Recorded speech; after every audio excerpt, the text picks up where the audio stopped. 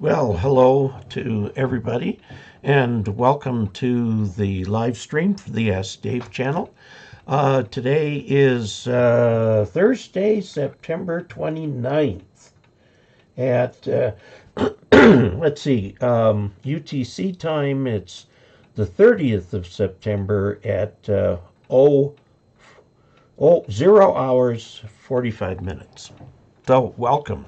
Welcome to all of you. Sorry about last week. I was still driving home from Carson City. Carson City was a pleasant surprise. It has a very nice airport, and it's very easy to get to. And the city has all the amenities that you would want, but it's not a whole lot bigger than Montrose. Um, the big city, of course, is Reno to the north, but there's enough of separation from Reno and Sparks that Carson City is really its own little thing. Um, and I was kind of hoping some Augie would live in the city and tell me, well, our club's meeting Wednesday night or something like that, but I didn't ask for that. I forgot to. Sorry about that. Um, so the big news, of course, is that I went out there. I call it my flight finishing school. He says he gets this type of request all the time from people who are all ages, who just for whatever reason have had a fairly chaotic learning environment like I have, switching from instructor to instructor, and this guy goes off here, so I need a new one, and he goes off, and I need a new one. And I've had both male and female instructors, and I had a female instructor out in Carson City. Her name was Michaela, and she was outstanding. One of the things they made me do was use their airplane, which was a sling made in South Africa. And it's a low-wing aircraft. It's a devil for somebody my size getting into it. They had to play games with the seat so that I could get in. And I actually fell getting out of it. So they got me a ladder to use to get in and out of the thing. And that worked out really well. So it took 7 days of training, and on the 8th day I took my check ride and passed the first time. So I was just absolutely delighted and immediately went home, or I should say back to the RV park I was staying, checked out, and got on the freeway and headed home. So I was done there by 10-ish and on the freeway heading home. So that was a Wednesday, so it took me Wednesday, Thursday, Friday to get back home, and pretty tired out, but very nice. Anyway, that's not ham radio. My name is Dave. I'm KE0OG, extra class amateur radio operator here in beautiful Ridgway, Colorado, where we have had wild monsoons this summer. And so a lot of the grass out back is still green because of the monsoons. Normally everything is brown as can be by now. But it's still green. It's very nice. And the weather here is nice. It's 62 degrees outside. It was in the low 80s when I was flying this morning. I went up to fly, and just to fly. And this is the first flight I have taken as a pilot. And, I didn't have to have somebody looking over my shoulder. I think I prefer to fly with people rather than alone, to tell you the truth. So let's see, we've got quite a few comments already. OBS just put out a new version of OBS. That's the software I use for live streaming, and it looks different, and it also won't accept my little Stream Deck. I have a little Stream Deck here that I can use for various functions. My daughter provided me with that as a Christmas present or a birthday present or something. And I can use that, and it does nice functions up here. So I'll have to get that fixed. Let's see. We have Optical Man Jeff, KE0OG. Hello, Dave. Congrats on getting your pilot's license. Way to go. He also asked, do you have any idea how much it would cost to put up a D-Star repeater at my home?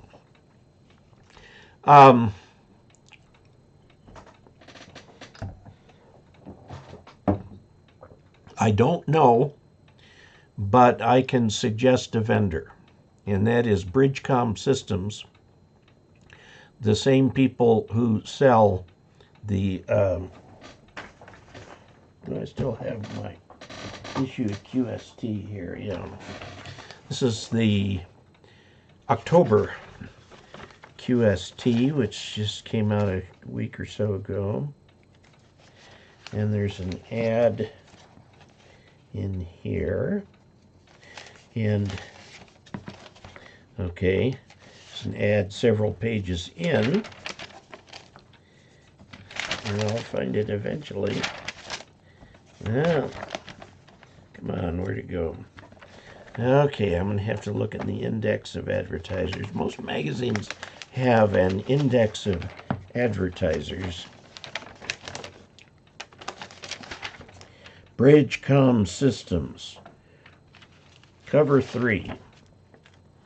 Okay, that's easy to find, cover 3. Okay, Bridgecom Systems,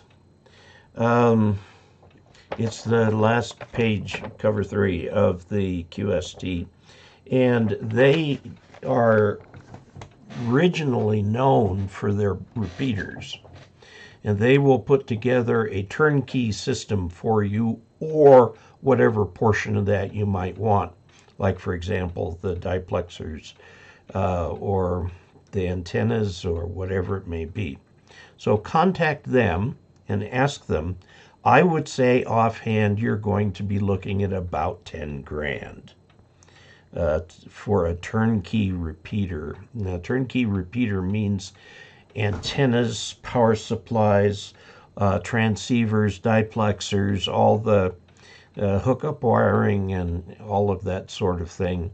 And now, you will want, if you're going to put one up at your house, to get it coordinated. Remember, the big thing about repeaters is repeater coordination. And you can look on the internet for repeater coordination in your state, and it will tell you who does the coordinating. And it's not always the ARRL. And it's not always the same person for both 2 meters and 440. So you can look at that. Obviously, if you just put a couple of pieces of radio equipment back to back, you've got a little repeater. Now, remember, the rule with repeaters is that repeaters, unlike other amateurs, cannot change frequency easily. So if somebody's already using that frequency and you try to hold a conversation on the repeater's input frequency, the FCC takes a very, very dim view of that. That's what, in their mind, deliberate interference. So, and that's why we have repeater coordination. So there's a published list of repeaters. Let's see if we can find it here. We're going to go to the screen and search for repeater book. I think it's .com. And this shows you, you can do call signs, QTH, ham call, and so on, and get lists of repeaters, where they are, and so on, and get yourself a frequency. Now, I'm going to tell you that it's in populated areas, it's almost impossible to find a repeater pair. The ones for 2 meters are gone. They're all taken. The ones for 70 centimeters are getting gone, okay, and in some areas are gone. Now, one of the things that bugs people about repeaters is that there sometimes people have a frequency pair that's been coordinated, that's been theirs for a few years, and they have yet to put up a repeater on that. Because the very first thing to do is get your repeater frequency pair coordinated. And it's been an issue, you know. Look, they're not going to do anything with it. Why can't we? You know, kind of thing. You will probably want to form some sort of a repeater association or something like that to help babysit it. And get so that if you're gone, they can, you know, take care of the repeater. If it goes bonkers, they can shut it down and so on. But if you're going to set up from scratch, I mean, you don't have a tower, you don't have anything, and you want to put one up, they're going to, you could be looking at 10K. You can obviously save a lot of that by getting used pieces of equipment and so on. Now, I will tell you, when it comes to repeater coordination, they give first preference to those who will cover the most hams, do the work for the most hams. So a quote private repeater, although there are private repeaters out there, they're not popular, and you may find yourself having a little trouble getting coordination. Of course, there with D-Star, D-Star is different. DMR, you can actually do a repeater which can just pull in on one channel and or pull in on one time slot and out on the other. But with D-Star, you know, you could actually talk to ICOM about it and see if they have a repeater too, although I bet it will be more expensive. Reed AB8AS says, hello, Dave, and congratulations. I remember your call sign getting your September entry here. Chris G7 Victor Echo Oscar, good evening, Augies. How are you? Terry, also from Great Britain, to Echo 0 India Papa Kilo. Hi, Dave. Hope all is well with you. Joe Mercado, KG7JM says, very best wishes and congrats, and he's got a little airplane symbol there. Hi, Dave. Congratulations on your license. You know, it's interesting. When you look at the, of course, I've got the temporary printout of the license. It'll be 3 or 4 months before the FAA gets around to mailing me my license.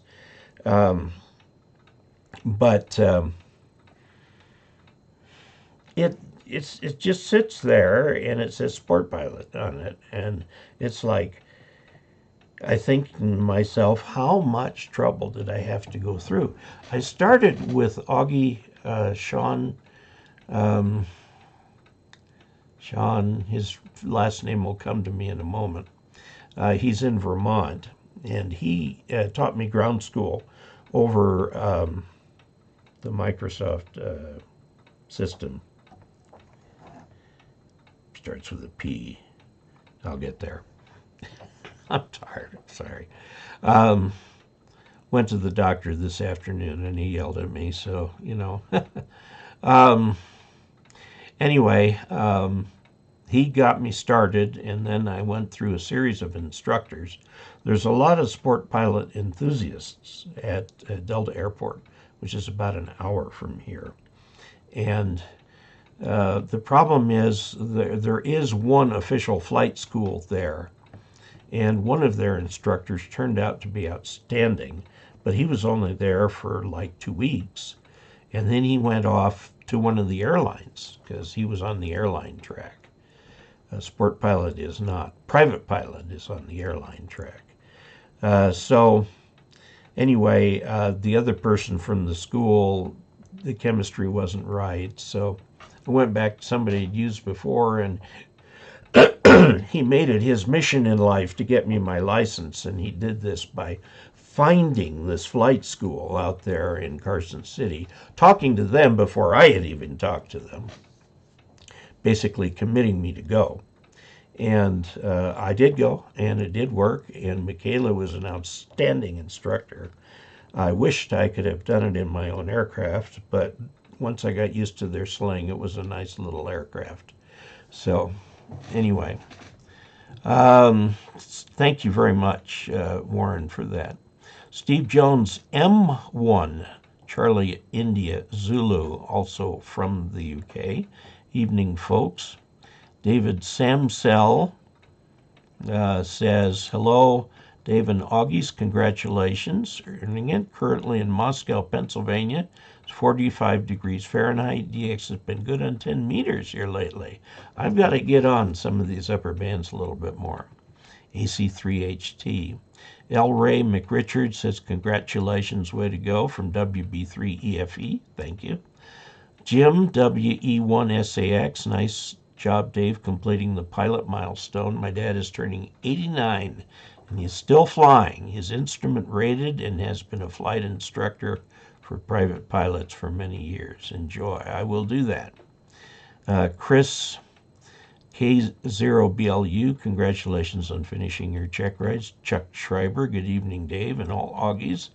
And 5 KVO from South Texas, currently 80 and low humidity, feels great.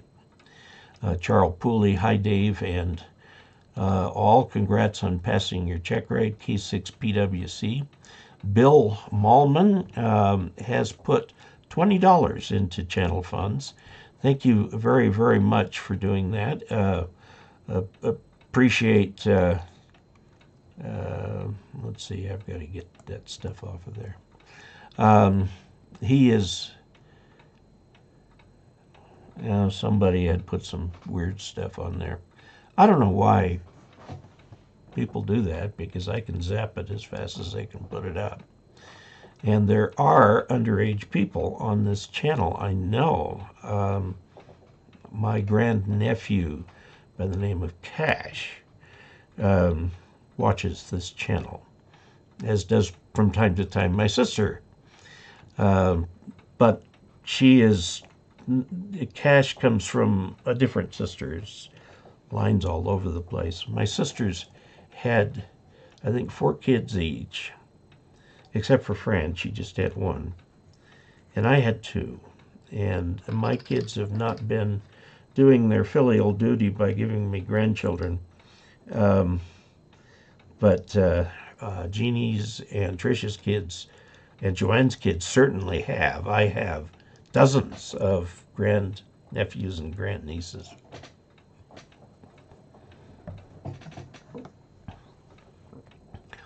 Let's see. He got Stacy Jourdain says she got her. Can't see from the picture there. Stacy can be a guy's name too. Got my extra license. Congratulations to you. A lot of it to you and your inspiration and knowledge and informative videos that you've done over the years. Well, thank you, Stacy. Appreciate that. Harry Rundle says, hi, Dave, from AC3EK in Overlea, Maryland. I keep wanting to say Overleaf. I don't know why. Maybe there is some place named Overleaf. I suppose I could check that on Google. Congrats on getting your pilot license. DJ Jackson, hello to everybody. Mike Oswald, hello, Dave, and all the Augies from AA7MO. The last days from Kirkland, Washington. Glenn Martin, hello from far west Missouri area, 60 degrees, 40% humidity. That sounds comfortable. N0QFT. James McDonough, all right, Dave, watching from England. Yeah, we're, I think, going to be missing all of our Florida participants tonight. From what I've seen on television, last night on NBC Nightly News, they devoted the entire program to what was going on in Florida. And tonight they devoted, I'd say, 2/3 of it to the aftermath. And now that same storm is heading for the Carolinas, and it's going to have some significant storm surges. Storm surges can work in reverse. In the northern hemisphere, the cyclones, hurricanes, rotate in a counterclockwise direction, I think it is. And so if you're north of the eye, it's actually pulling water out to sea. And it pretty much emptied Tampa Bay. But south of the eye, it's pushing that water on shore. And they had some huge storm surges down there that were just terrible. Harry Rundle, hi Dave. Oh, Overly, yes. Hello. Finally put up Terry 2 Echo 0 India Papa Kilo. Finally put up my end-fed half wave today. Bought the wire and the 49-to-1 unknown. Separately measured it out. 1.5 on 40, 1.5 on 20, 1.7 on 15 and 10. That's very good. And if you've got a modern radio with a built-in antenna tuner, the built-in antenna tuner on all modern radios can handle those SWRs very nicely. So you're in good shape. And congratulations on your new antenna. Tim Backus been on 20 all day with health and welfare traffic. Thanks for all you do for us, Dave. WB7ORB. Domino Storm 10 meters has been open strong to Europe in the past 2 days at 1 p.m. Eastern Standard Time we're still on daylight time, aren't we? From New York. Good. Yeah, we all need to get on the air and work that DX while we can. You know, make hay while the sun shines, I guess, or make QSOs as the sunspots do their thing. Let's see, D. Heller 777, hello from Kansas City, Missouri. Quigster, first time here. Howdy, everyone. Daryl, K5FNP. Well, Quigster, welcome to our live stream. What we do in the live stream is very informal. We go through comments, and people often will ask a question, like somebody did earlier on where to get a repeater, where to buy a repeater. And we talked a little bit about repeater coordination. And so that's what this is for, just a very informal Q&A and just sort of checking in with each other. I suppose I should mention that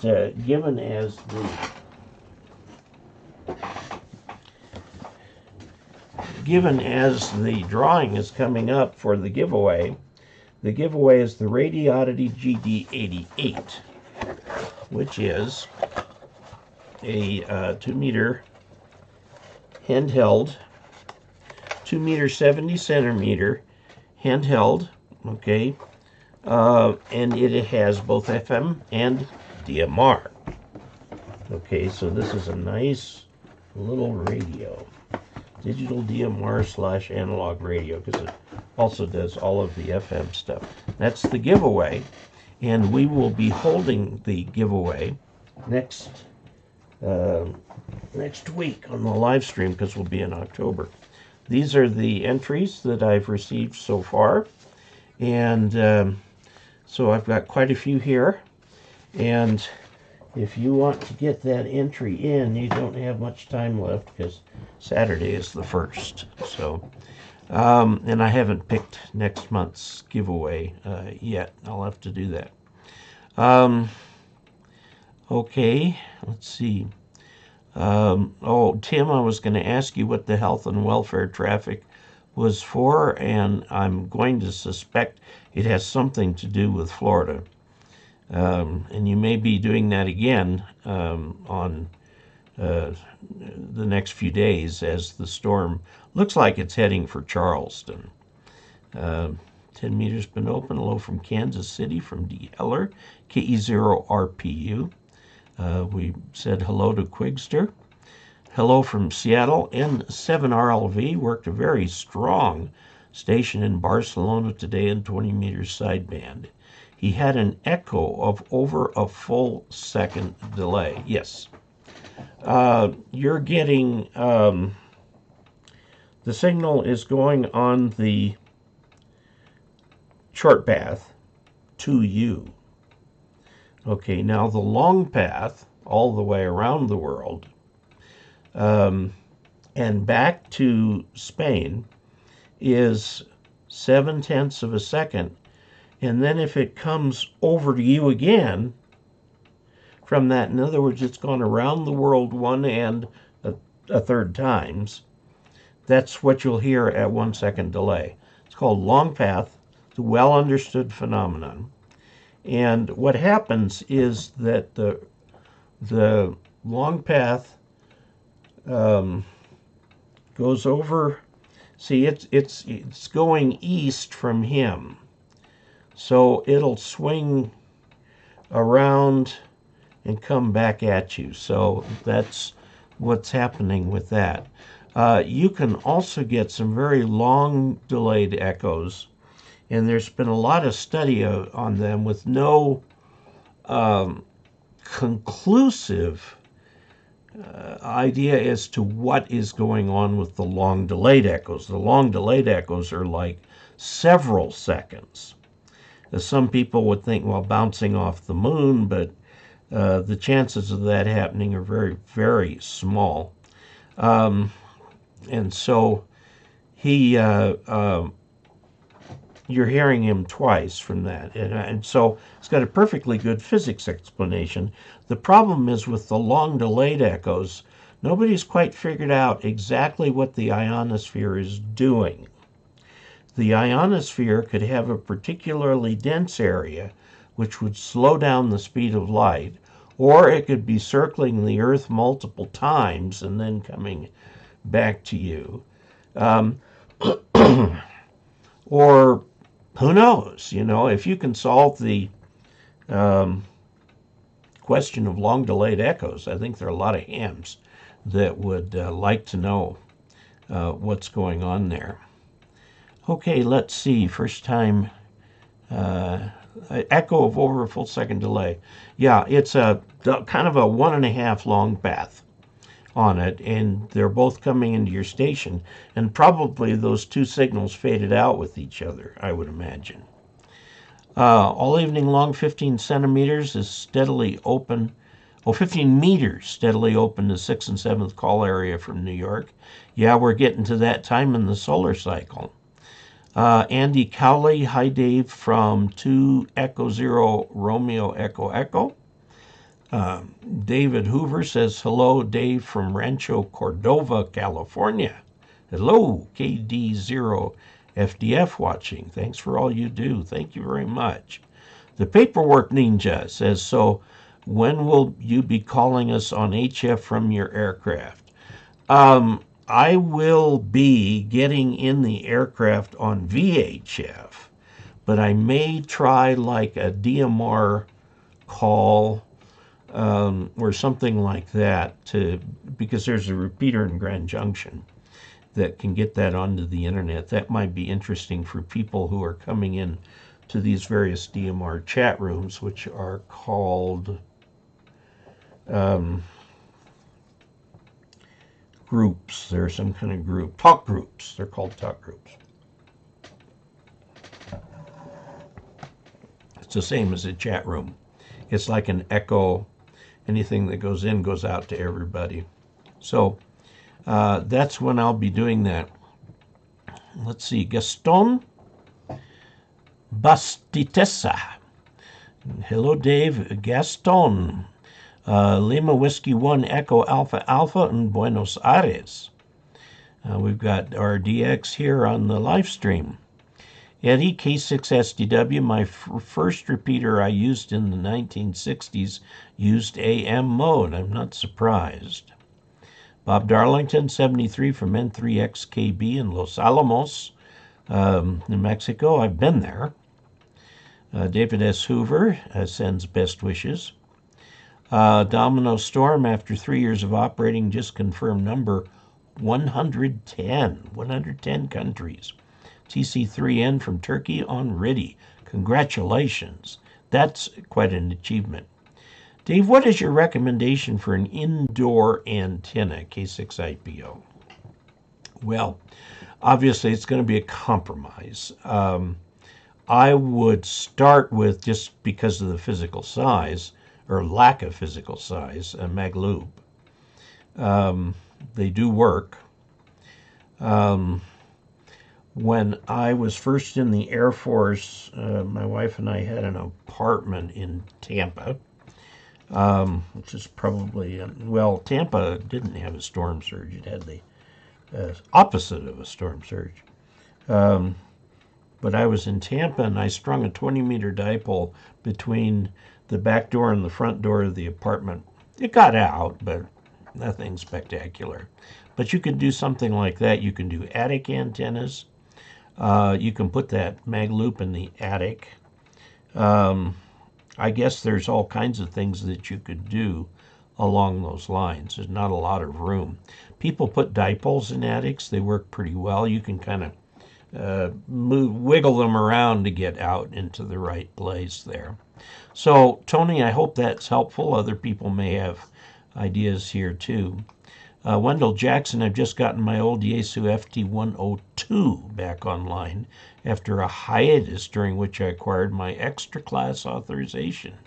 Your presentations have been very motivating. Well, thank you. Thank you very much. Glendon Blount, Dave, is there an inexpensive way to do moon bounce?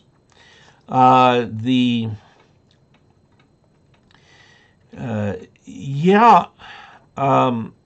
What you're going to do is use, I think it's, there's a mode in JT65 for moon bounce, and that adds many, many dB. It's the equivalent of having a very large antenna. You can have a fairly small antenna. I would go for 100 watts out, usually, well, it will be one of those digital modes. There are some big stations that do have big antennas. And remember, the gain can be at either end of the radio circuit. It can be one guy is putting out a loud signal and listening carefully while you are getting the loud signal and put out a small signal, which he picks up because he's got his big antennas. That works for reflective surfaces like the moon, too. The moon is very interesting. You've got lots of physics phenomenology because you're irradiating the whole moon, and the moon is not a flat surface. And so you get, as the radio waves hit parts of the moon, they're vastly different distances, and you can get some fading out of that. And there's a name for it, and I may think of it today. Probably not. Bob Darlington says his buddy makes folding fabric EME dishes. Yes, that would work. Tim Backus says, yes, Florida, many contacting their relatives saying they are okay. Tim, you are doing a wonderful public service, and I commend you for what you are doing. Keep it up. And then, when you are done, write it up and send it in to QST, because they're very interested in these things. And see if you can get some local media attention, too. Kevin Scheibel sends the largest chat revenue that I have ever seen. $100. Wow. Thank you, Kevin. That will pay for the gas in today's ride. Congrats on the pilot license. I'm commercial multi-engine instrument rated. K6VTY. Well, Kevin, thank you very much. That's very kind of you. I appreciate that. The channel fund income has been low over the summer. It always is. Now that we're starting to get into fall, I'm hoping that that will pick up a little bit. By the way, in the near-term future, I bring my calendar in here. No, I didn't. Pacificon is coming. Let's go screen and go over here and do pacificon.org. Okay, Pacificon is the East Coast. I'm sorry. Man, I'm backwards today. The West Coast big deal. ham convention. Ham convention, Pacificon, Pacific Convention, and it's in San Ramon, California, which is not right on the bay. If you were in Oakland and went over those hills, that next valley is where San Ramon is. It's Friday through Sunday, October 14th through 16th. Okay, and they're doing a big antenna forum on Friday, which I will attend. And they are also have speakers, and I will be one of the speakers at Pacificon. So if you are on the West Coast in or near the Bay Area or in the Sacramento or Modesto area, come on over. Let's meet. I will be spending time at the ARRL booth and look forward to meeting as many Augies as I can. I'll be wearing this shirt or something that has this logo on it. It may not be blue, but or I might, yeah, I'll probably be wearing the blue. So I'm going to be speaking. I think it's, well, I'm not sure. Let's see if they have schedule events, event schedule, forum schedule, Friday, Saturday. I'll see forum schedule. Okay. Is this going to give me anything, or is this just underline technical forum schedule? Okay, Friday is the antenna seminar. Saturday, Ask Dave right here. So at 2 p.m., I'm going to be speaking in the Bishop Ranch Ballroom, Salon E. I'll be speaking there, and then I will be speaking again on Sunday morning. And this is supposed to be just a repeat for people who couldn't get into the other, but you know it's going to end up being different. So we'll have that. So I look forward to seeing you at this. What I'm going to be kind of talking about is educational methods using YouTube and multimedia. You know, this channel, I hope it's a little bit entertaining, but really it's designed to be, oh, I didn't put the screen up. That was stupid. Okay, here at 2 o'clock is Ask Dave, all right, in the second column here. And then on Sunday morning, an encore Ask Dave there. Okay, so I'm in 2 places. And yeah, I just talked about what we'll be talking about. So that will be fun. One of the reasons that we do this is because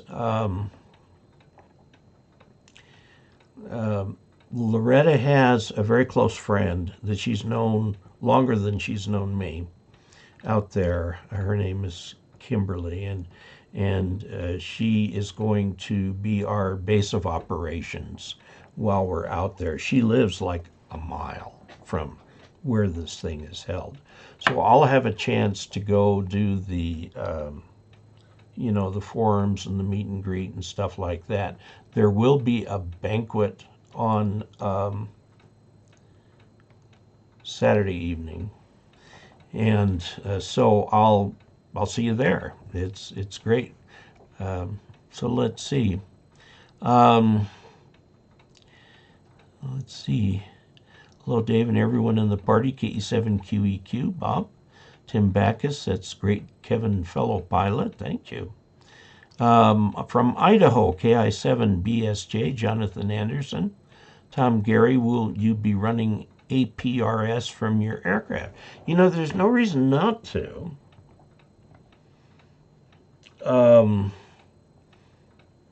I'll try it. I've got all the stuff I need for APRS. Endo2H, hello to all from KG4HVQ. Winter Whiteout KOG, just watching your grounding video and others. My grounding video, the biggest one is Ask Dave number 8. And there really isn't that much that's changed in the several years since I put that video up. Don't have an attic. Can't get to the crawl space either. Well, put one on your deck or just set it up in your room. Now, if you're going to set it up in your room, I would advise limiting your transmit power to about 20 watts. If you happen to have a G90, that'd be perfect for that. But you can turn any transceiver down to that amount of power. 2 weeks' time.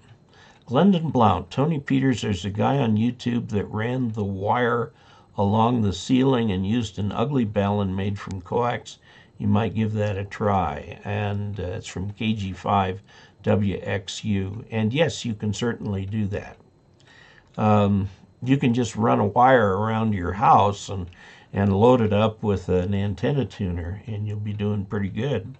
Clarence Swope is N0SPW from Yuma, Arizona. I understand it is still warm down there.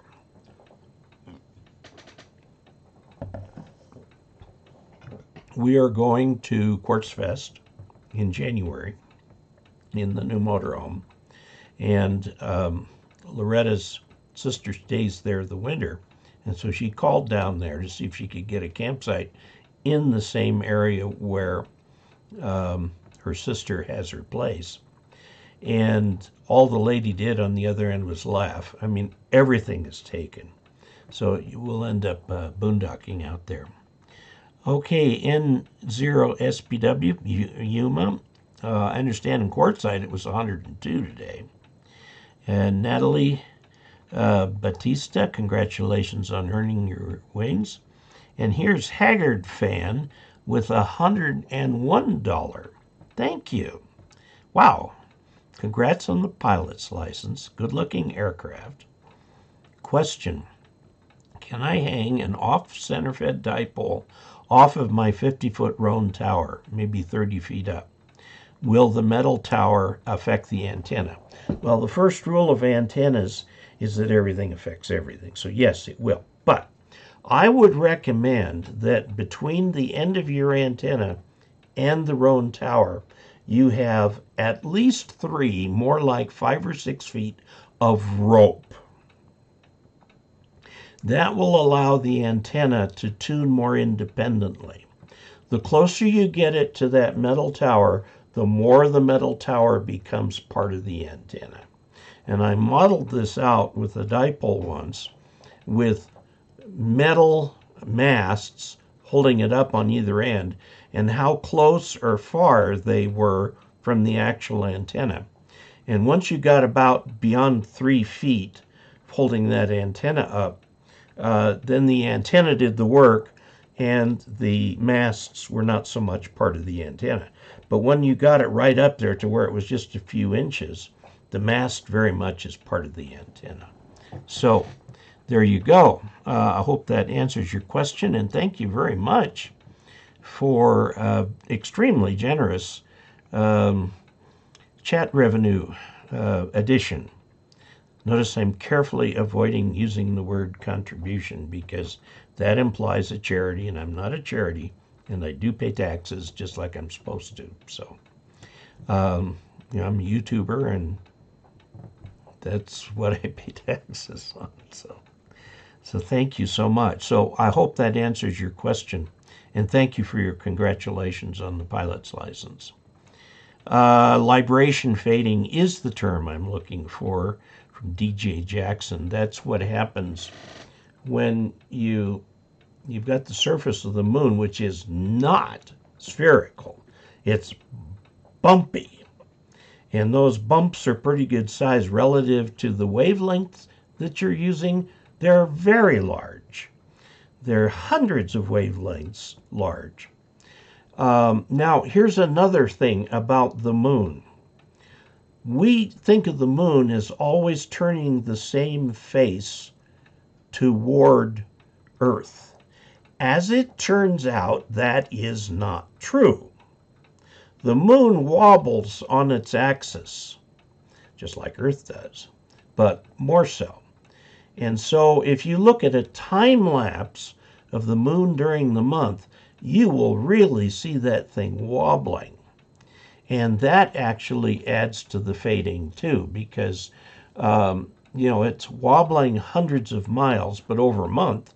But if you're using, a 70 centimeter signal, how many wavelengths of that is that per second that wobble is adding a fading to? It can be quite a few. So it used to be that the most successful moon bounce was CW, because that's always our fallback, right? But Joe Taylor, actually FT8 owes its heritage to JT65, which was a moon bounce mode. And Joe Taylor is an astrophysicist. He's and a radio astronomer. So that's where he has built up all these algorithms, because this fading, this libration fading, and all the other kinds of fading, not to mention the fact the path loss is about 200 dB, which is unbelievably large. You get fading the signals in, out, in, out, in, out, in, out. Now, how do you get a signal through that? Well, Shannon's law says that if you have a bandwidth of a certain size and a signal to noise ratio of a certain amount, you will be able to get a certain bit rate through, regardless of the type of problems on the channel. And so Joe has devised a process for the coding. It's all intermingled with each other, so that when you get the bits back from the moon, they can be reassembled in proper order, and you can get, with very high probability, correct message through.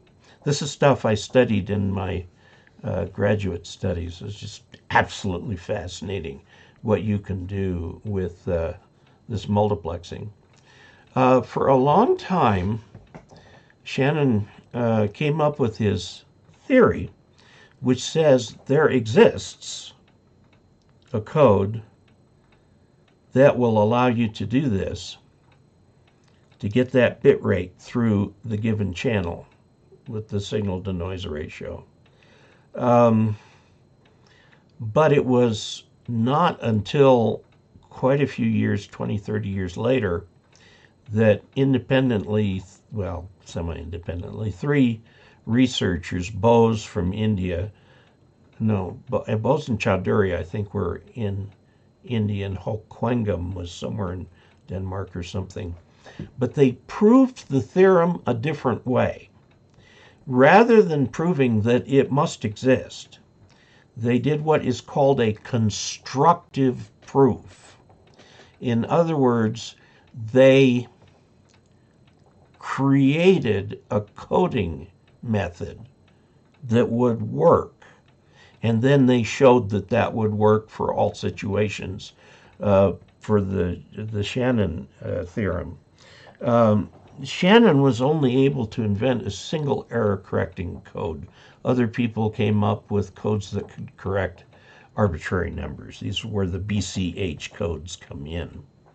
Now, there are different methods of encoding. There's a method called a convolutional coding, which kind of mixes up the numbers as they go, and there's what's called a constraint length of 7, is what NASA uses to communicate with the Voyager satellites. This is convolutional code. And you don't decode it using the same algorithm that you code it with. You have what's called trellis decoding, or Viterbi decoding, which is trellis decoding.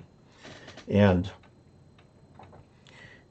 at the computers at the time the Voyager was launched, you could make a trellis go down about this far. Basically, for each decision point, you've got a probability that it's a 1 and a probability that's a 0. And you carry the probabilities down through the trellis and then make a decision based on the probabilities. Yeah, I'm 70% sure that was a 1. Well, if you go further down the trellis, you can say, 90% probability that's a 1. Well, now with modern computers and specialized hardware, ASICs, application-specific integrated circuits, you can make that trellis very, very long. And that is how we continue to communicate with Voyager, is because as it has moved further away from us, our computing ability has gotten better so that we can actually decode with any degree of certainty that we want how those things come out. That was the other thing about Shannon.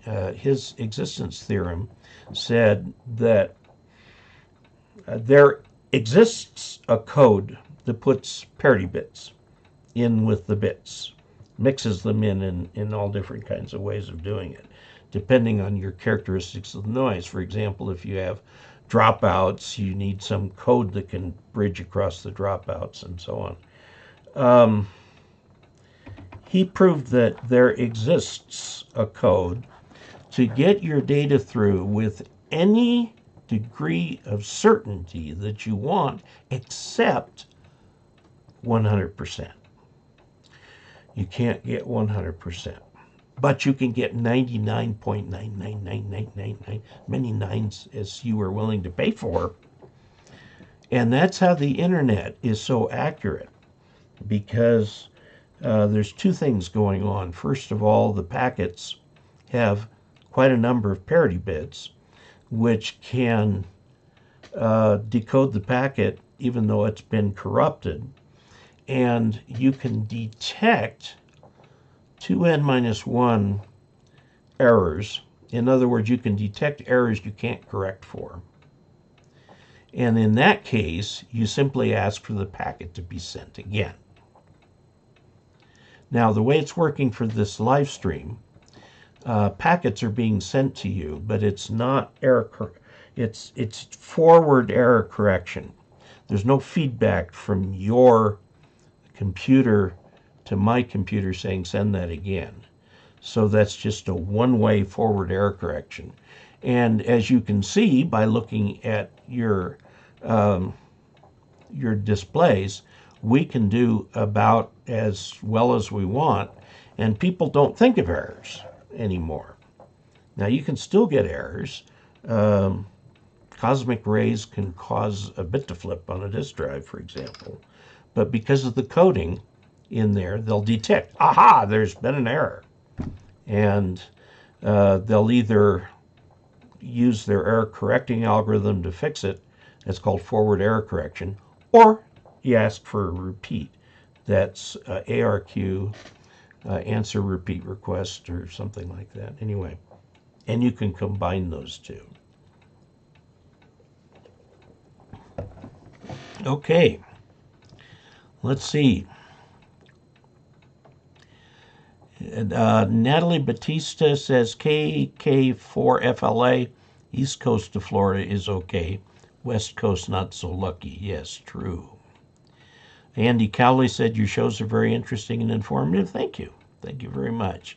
Tony Peters, thanks, Glendon. John Ward, hello from Laurel, Maryland. W3OJ. You're going to get pretty wet in the next couple days as that storm moves past you and out to sea.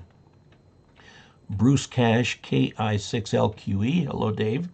Your thoughts on center-fed sloped dipole antennas? Well, if you slope like this, high point, low point, the direction of radiation is mostly this way. Okay. But not to a huge degree. So if you have to slope a dipole for whatever reason, do it. if that's all you can do, do it. Get on the air with it. It'll work. It should work pretty well. You can slow part of an antenna. You can do all kinds of things with antennas. The W6, is it W6EL? Anyway, there's some, if I move this over here a little bit, if I've got it. I've got the modeling software.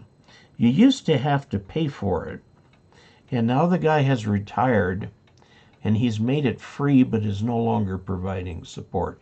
EZNEC, okay, by Roy Llewellyn, and I've got version 6, which is one that I paid for quite a bit of time ago. But it is an outstanding antenna propagation forecaster, if you will. And that would be something that you could use to model your antenna and see how well it performs. The one that is free uses a free piece of software from the government called NEC2, National Electromagnetic Code number 2. It was paid for by probably the Department of Commerce or the Department of Defense for this code to be written to forecast how antennas would work. And I think it came out of Lawrence Livermore at California, University of California at Berkeley, at the Lawrence Livermore National Labs, which are associated with that university. And then things changed in how things are funded. And since Lawrence Livermore put some of its own money in to developing NEC4, they hold licensing rights. And you have to pay them a license fee to use the software, which in my mind is total stupidity. Us taxpayers paid the majority of it, and it ought to be available to us taxpayers, but it's not. And this is a problem in a lot of areas where universities want to make money on their discoveries, but it's the way of life now. Anyway, the NEC4, it's about $250 for a license. The NEC4 will model different kinds of ground and so on, which the NEC2 does not do. Now, there are other free pieces of software that work with NEC2. The purpose of the software is to provide a reasonable human interface around this core software, which I think is entirely written in Fortran. And so the software will invoke NEC2, and then it will interface with it according to the charts and stuff that you set up. So it makes it easier. And then when it does a propagation prediction, you will see it. You'll see a picture of it. You can get a picture of it. And Bill Malman reminds me that it is Sean McGrath who helped me with my ground school, and he certainly was and is a good friend and a really decent human being. He flies for a living, hopefully not in Florida tonight. See, Lorna thoughts. Hi, Dave. Congratulations from Tom Murden, WB9YEW. C says hello, Dave. And Bill, you're right, is Sean McGrath. Chris G7VEO. What size would you recommend for an HF receive loop in the backyard, or is it just the biggest loop that you can fit in? The ideal, if you're going to put up like a horizontal loop, would be a full wavelength. 80 meter like full wavelength or 40 meter wavelength. And then if you use it with a wide range antenna tuner, you can tune it up on any band. It will have very strange propagation patterns, but it will work. Now, if you put in the biggest loop you can fit in, I would try to make it maybe 5 or 6 feet longer than the full wavelength for the lowest band that you're going to be working. I had one of these antennas for a long time, and it worked great. Now, there is a Chinese receive loop antenna that's about this big around with a little preamp for shortwave listening, and I reviewed it, and it was an early giveaway, so I no longer have it. I'm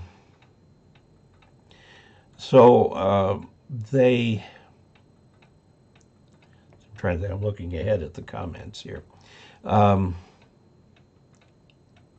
So those loops, you can also do a vertical loop, and look at the antenna handbook or online, and you'll find, I think, a half wave will work really well. And it's either like a delta, you can hang the highest end up in the middle and bring the two sides out. And I would keep those sides above 8 feet and tie them off to trees or something so that nobody runs into this antenna. And depending on where you feed the antenna, it's either vertically or horizontally polarized.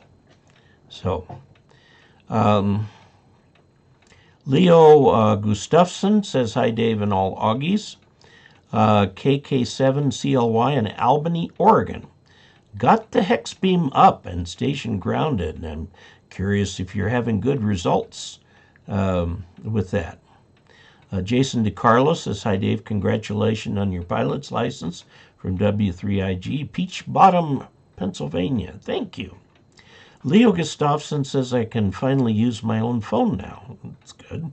And move the interference outside or up over the top of you. Optical Man Jeff KE0OG adds $20 to the chat revenue and says, thanks, Dave. Thanks for putting my DX question in QST. I have received letters, emails, and phone calls from other hams offering advice. Great group of people. Well, that must be in this latest QST that I'm trying to remember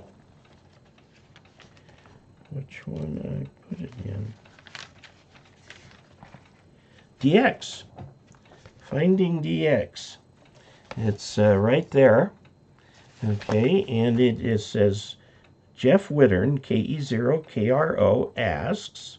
Now, when I do these questions in here, they're obviously highly edited from the questions that I actually get. So I hope you will forgive me for doing that. One of the things is I do it often to narrow the focus of the question so I can answer it. And I hope that works out for you, Jeff, and I'm glad to help a fellow Augie and someone who has been such an incredible supporter of the channel. I appreciate it. DJ Jackson, Viterbi algorithms are really being superseded by turbo codes. Okay. I studied Viterbi algorithms when I was just out of the Air Force. So that was, what, 50 years ago? I'm glad to see that there's other stuff that has come up and superseded it. You know, it's interesting. Viterbi worked at USC, the University of Southern California, as did a number of other famous information theory specialists. And I actually started a PhD program there with IBM working at USC, and that's where I took these courses. And what was interesting about it is some of the people I was taking the courses from, these were the people who actually invented the stuff. So I wasn't talking, you know, from a textbook or something like.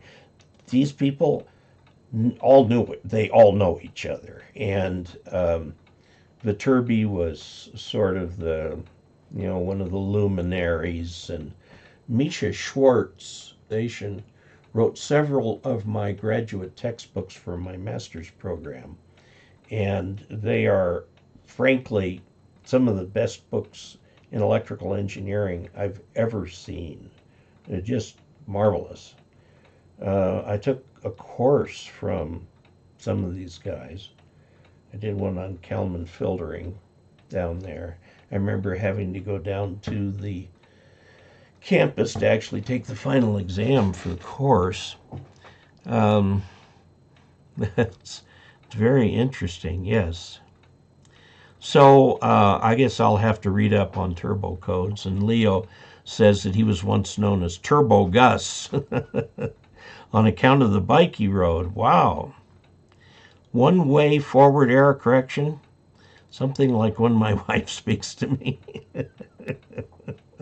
Yeah, she'll correct your errors, don't worry. Yeah, you've got forward error correction where you include enough parity bits. You know, a parity bit. Let's suppose you just binary add, you've got 1, 1, 0, 1. Okay, 1 plus 1 is 0, plus 0 is 0, plus 1 is 1. So you add another bit that's a 1, and we'll call that the parity bit. Now let's suppose one of those bits gets flipped. And so you take that and you calculate the parity. The receiver calculates the parity and says, wait a minute, I get a parity of 0, and you just told me the parity was 1. So I'm going to reject this packet and ask for a repeat. Okay, that's how things work, but you can combine forward error correction. Let's suppose you have a packet that's 20 bits long, and you have 15 parity bits calculated in different ways. Well, there are only so many ways that the message could create those parity bits. And remember, a parity bit can have an error in it too. Okay, there are only so many ways it can do it. So you run your algorithm and you say, okay, the original packet must be this with a probability that I find acceptable. Okay. So you're doing forward error correcting as well as ACNAC.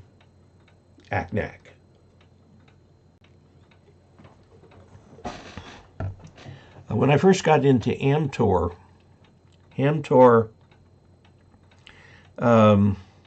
was made from Cytor, which was a HF protocol for teletype, and Amtor did that. And you would send 3 characters, get an ACK, send 3 characters, get an ACK, or send 3 characters and get an ACK. And an ACK means not acknowledged. It was wrong, so they'd send it again until they got it right. And these characters were actually sent with enough parity bits that with a very high probability you could tell whether or not it was correct. And this allowed very accurate teletype over very noisy HF channels. Well, then somebody invented Pactor. Now, Pactor, what they did, you had a longer packet with some error correcting bits, and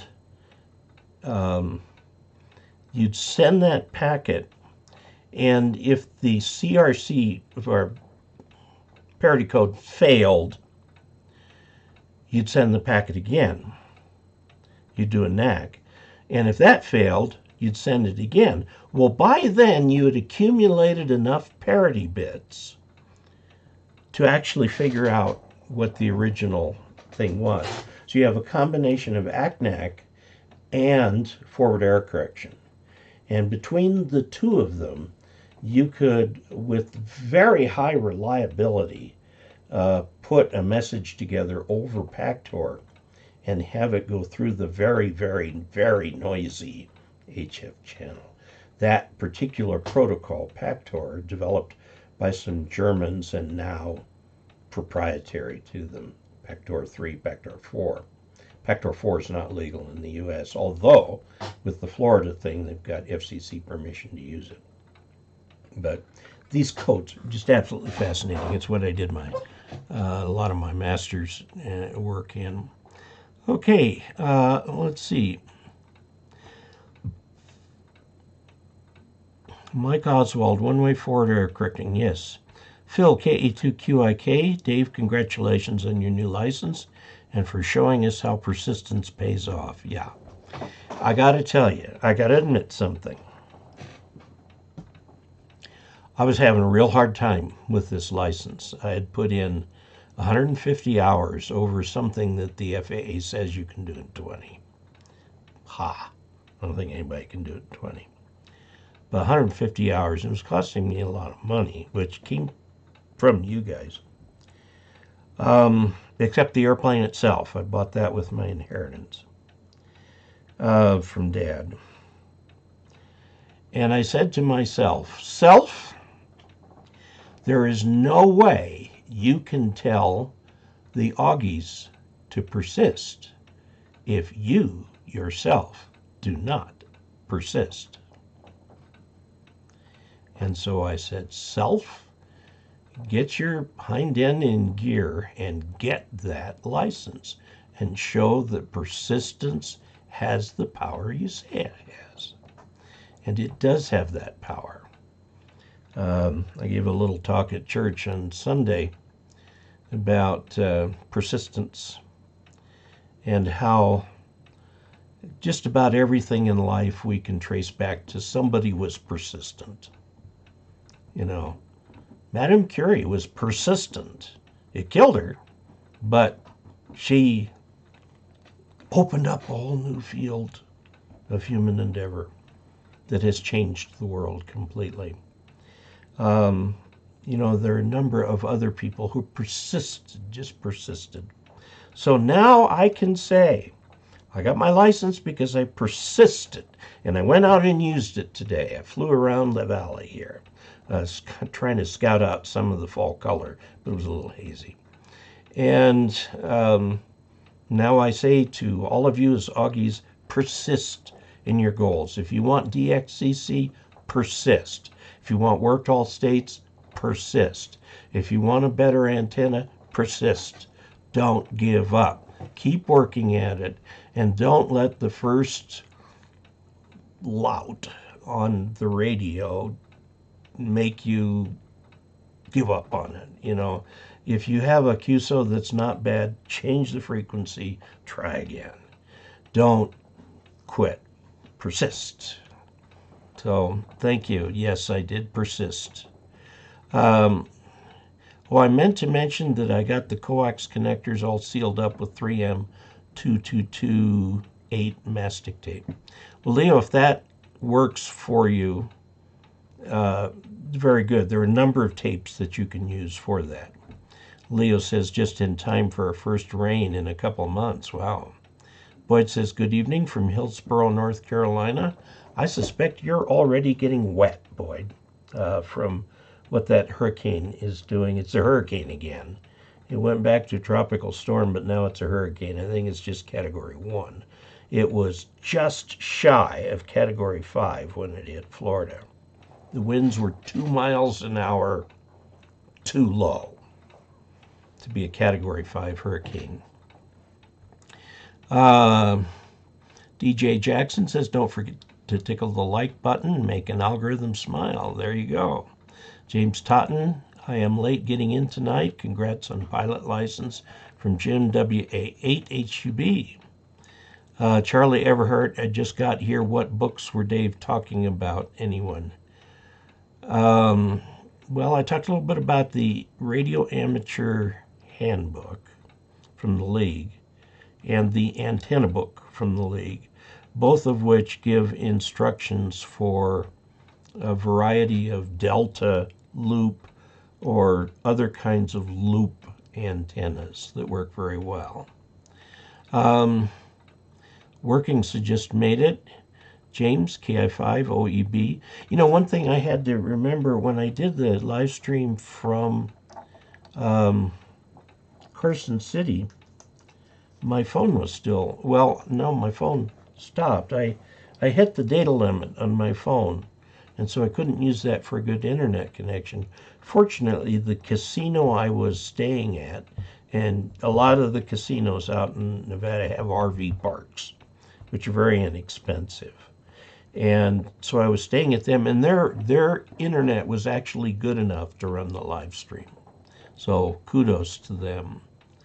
Okay, let's see.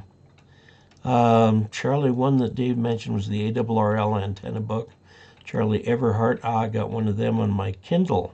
Wonder if it's the same one. Well, I don't have the most recent. They came out with a new one. I think they're on their 24th edition, something like that.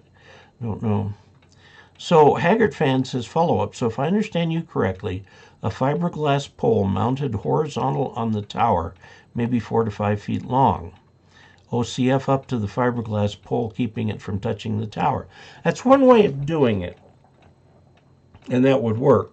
Another way to do it is just use a piece of rope. You might attach the piece of rope just, a couple feet higher on the tower, and have that rope go out to the end insulator on the dipole. Okay, and then the dipole stretches from there down to your house or wherever you have it. So yeah, you could do a piece of fiberglass pole would do it. Might be a little stronger than a rope, because eventually the rope, even though you have UV resistant rope, and that's what you want to use, after 7 or 8 years it might give way. Of course, fiberglass has the same problem. You're going to need to paint it with something that is UV resistant, and you can go like to an auto shop where they deal with fiberglass and stuff and ask them for paint that's UV resistant that will last a very long time and that will stick to fiberglass. You may have to rough up the surface of the fiberglass just a little bit. Something you got to be careful with, because that will then expose fibers, individual fibers, and they can be a problem with your fingers and stuff like that. Use appropriate gloves and so on. But I think a piece of rope would be the easiest. You can go to DX Engineering. You can go to the Wireman. Trying to remember the name of this. There are lots of places where you can get rope that is specifically designed for antenna guy rope. Mastrant makes this, but their stuff's expensive. Specifically get guy rope, which is like parachute cord, although you can get it in a variety of thicknesses, and put that up there. And somebody told me that, one of my Augies told me that just plain parachute cord, true parachute cord, is UV resistant. So I bought some that's parachute cord, and actually designed for parachutes, and I'm doing a long-term test. I hung a piece up outside where it's going to be in the sun and in the rain and in everything, and do a long-term test, and every year or so report on how it goes. But what I have found is I don't have any antennas that stay up that long. I'm moving on to something else. Now, I've got 2 antennas I've had quite a while. I've got the, Step IR, Big IR, which is a vertical, that's pretty permanently installed. I say pretty permanently because the base is not set in concrete. It's just set in the dirt. But there are guys on the thing. And then I've got the hex beam. It's an MFJ hex beam. They sent it to me for review and let me keep it. The Big IR, by the way, was sort of a 75-25 deal. I paid $1,000 of it, and they gave me the rest. That's a nice antenna. Expensive, but nice antenna. The hex beam, there's a bunch of them out there now. Buddy Pole just came out with one if you want a portable one, although it's going to take you an hour or 2 to set up. But, if you're out for field day, it's a nice gain antenna. Anyway, that thing's been out there for several years now and shows no signs of moving. Now, I do still have a couple places to do test antennas. And I've got a coax coming into the shack with 50 feet of coax out in the yard that's just for test antennas. So, Haggard, I hope that helps you there. Leo. Oops. My wife got mine as a gift. Nice.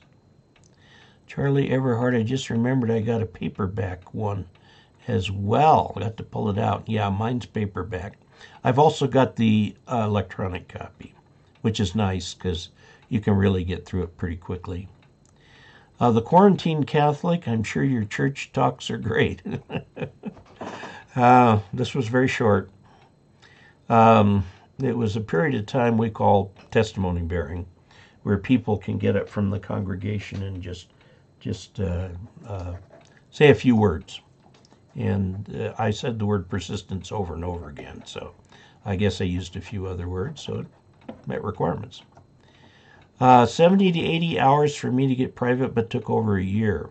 Yours took what it takes. Yes, he says, congratulations. That's from James, KE0OG. Vernon Bruce says, hi, Dave, from the Florida Panhandle. Vernon, how are you? And I mean that literally. How are you? How did Ian hit you? What part of Florida are you in? And how did you do in the hurricane?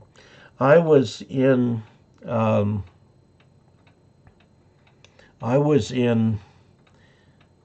Tampa, Florida when I was in the Air Force, and Hurricane Frederick came through.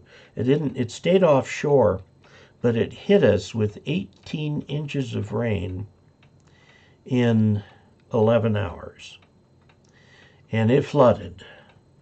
And we got just a tiny, I mean like less than a cup of water in the house.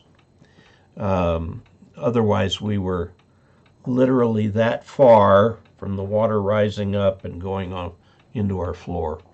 So, and man, did it rain, I got to tell you. Wow. So, Vernon, tell us how you're doing. Quarantine Catholic, if you want to get your first antenna up and have been trying for a month, persist. Yes, absolutely persist.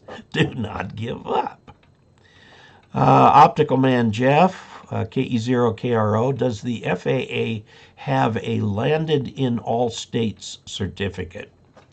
Not that I know of, but I was talking to the guy who gave me the check ride and said, I'm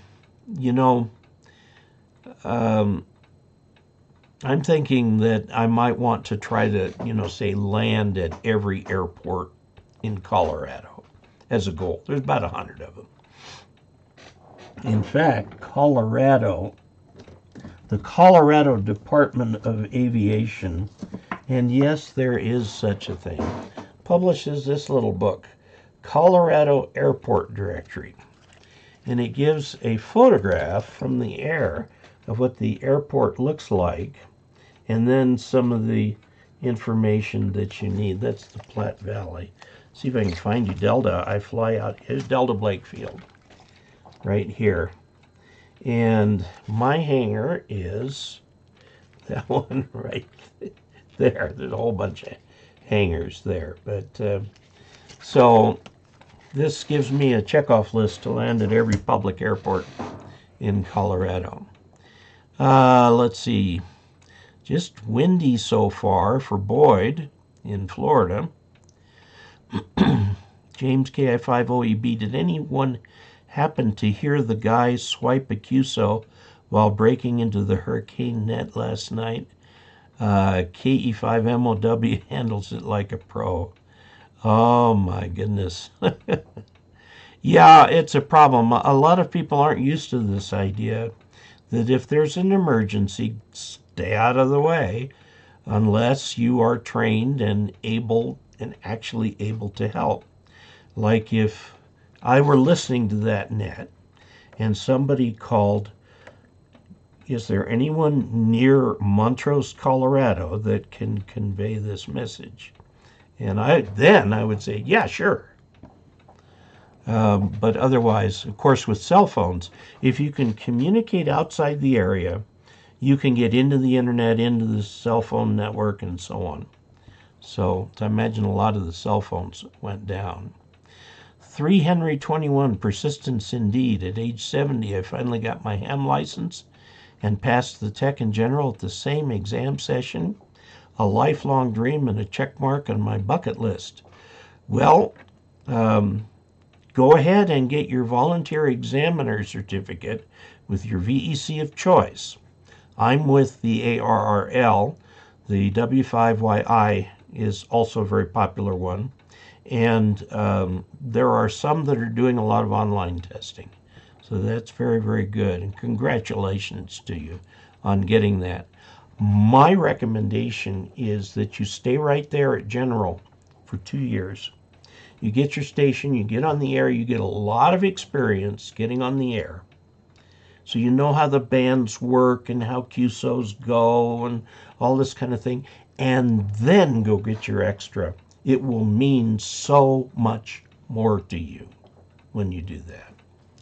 So, Alan Stiber, my private took 51 hours and 4 months here in Oregon, but I was just 40 at the time. I'm sure it would take me longer now that I am retired, yes.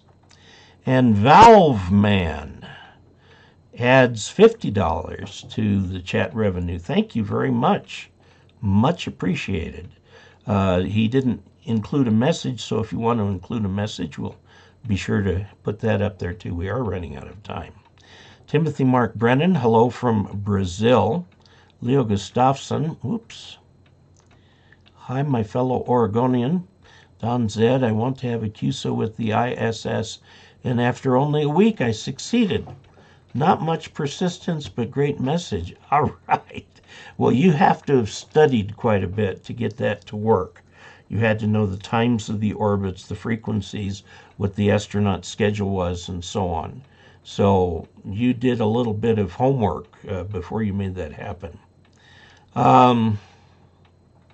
Sam Miller, what radio did you get for a victory lap after passing the 2 exams? Yeah, Harry Rundle.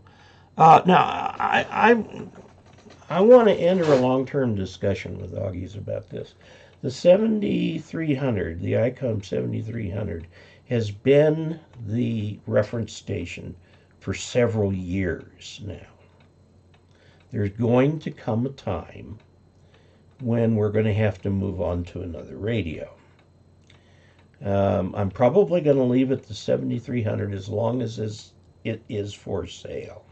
But the new FTDX7 from Yaesu looks like a mighty promising rig and a direct competitor with the 7300. So let that roll around in the back of your minds, because I know a lot of people have purchased the 7300 based upon my recommendation that that be your first radio. And when I do demonstrations, I do them on the 7300. You know, the reference station, go to dcasler.com/reference. That's the reference station for generals and extras. By reference, I mean it's a design. It's a list of parts. You put those things together, you will have a station that you will be delighted with. Okay? And then you can improve from there. Now, I said, self, if you're going to tell people to buy this stuff, you better buy it yourself. So I took my Yaesu FTDX 3000, put it up on the shelf. It's right up there on the shelf, and got myself the ICOM 7300. I got the reference station power supply. I've got the reference station antenna. All of those different parts of the reference station lightning arrestor, reference station ground rod, although ground rod is ground rod. So that is something that we ought to think about, you know. I mean, it can't be the reference station forever, but when do you change? I'm kind of leaning towards staying with this, unless there's a strong reason to change. Question, I experiment with my ground radial field.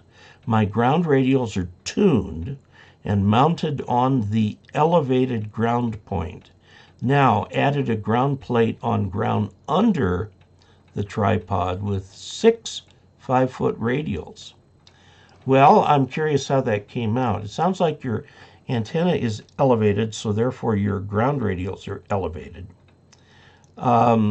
Radials, if they are elevated, like on the roof or something, really do need to be tuned.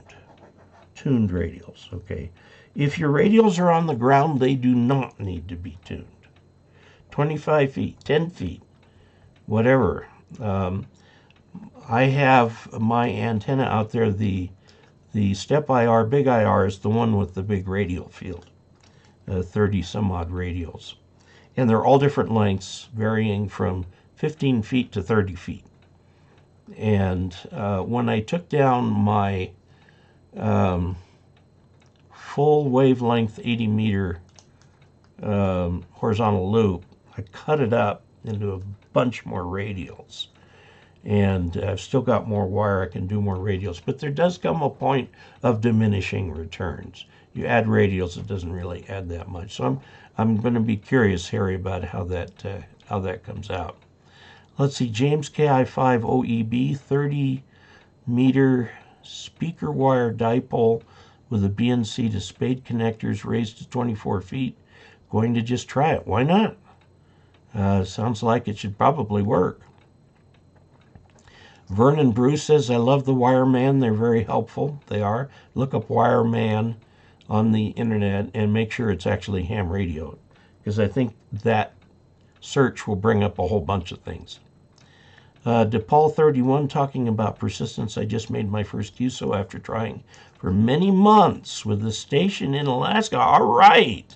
He's in New York City. I remember that because I think I did a video on that. I might have done something and asked Dave, how do you get Alaska? You know, because there's sometimes it's the nearby states that are hard to get because you keep skipping over them with your HF skip. We are out of time. We are, in fact, over time. ISS overhead soon. Looking for good Shack in the Box radio. And D-Star are all, then go ICOM. Go ICOM, I think it's the D, well, look in there, they make a bunch of stuff. Davis, K3DHJ, has added $20 to the chat revenue. Checking in from Newark, Delaware.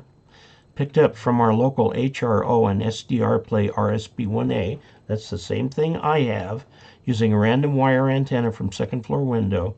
I have a new ELEC 9-to-1 Ballon that I can add to the mix, but what good will it do for receive? Not that much. You can use an antenna for receive to slightly tweak things and so on, but I don't know that that Ballon will do much. Try it. I mean, it doesn't hurt to try it, but let's see, IC7100. It's a Shack in a Box, yes. If I ever have to sink another ground rod, I'm going to rent a T-pole driver. Might as well. Been using a 5-pound mallet. There's actually an electric instrument you can get, and you can rent them at Home Depot because I asked them about it, that will drive the ground rod down. It's basically a hammer that keeps on it. We are out of time. I want to thank you so much for all of your support and for all of the help that you have given and all the different ways that you support the channel. I think our group of Augies, an Augie is a subscriber to OG. So thank you. I love you guys. This is just a great group of people.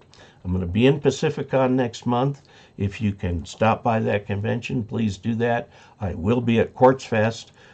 Please come down there. That's a convention generally around RVs out in BLM land. It's held 5 miles south of Quartzsite, but it will be very low key, but I'll be there and I'll be wearing the shirt. So, and Dayton is kind of up for grabs this next year. I don't know. it was a much more expensive trip than I had thought it would be. And so we'll have to figure that one out for Dayton. I really would like to go to Dayton because that's the granddaddy of them all. Okay, so there we go. Thank you for $311 in chat revenue. This is really going to help the channel quite a bit. Thank you for your time and your commitment to the channel. Please tell others about it and encourage them to view also. And apparently the video I put up today was quite popular. It's how to use fabric softener in ham radio.